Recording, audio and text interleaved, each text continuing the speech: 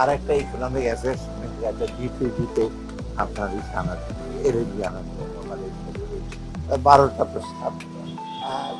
বিশেষ বিষয় হলো আমরা চাল আছে নন বাসমতি চাল আনার জন্য, এবং শুদ্ধ চাল এখন বাজারে মোটামুটি আতপ চালের স্টকটা ভালো থেকে সেদ্ধ চালের ওটা দিয়েছি। আর বাকিগুলো সার কতগুলো সার ছিল, এলএনজি শুরু করেছি। আর কতগুলো কনস্ট্রাকশন যেটা পুলিশের জন্য কতগুলো খুব মাল্টি স্টোরি বিল্ডিং বিল্ডিং ছিল, এটা শেষ পর্যায়ে আমরা অনুমতি থেকে হ্যান্ড ওভার করা হবে স্বরাষ্ট্র মন্ত্রী, সেটা হবে একটা ঠেকাতে হবে।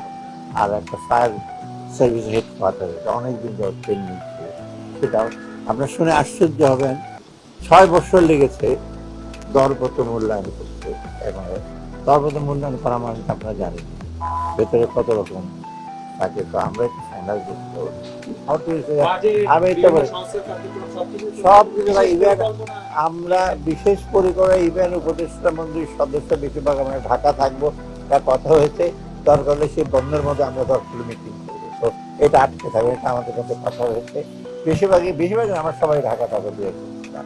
আচ্ছা, আর সচিব থেকে যদি বাইরে যায়ও, দেশে থাকলে তো অসুবিধা নয়, বিদেশে গেলে আমি জুমের মাধ্যমে বিষয় করি, যেটা আমি ওয়ার্ল্ড ব্যাংকে থাকতে অনেকগুলো মিটিং করি, সেগুলো অসুবিধা হবে না।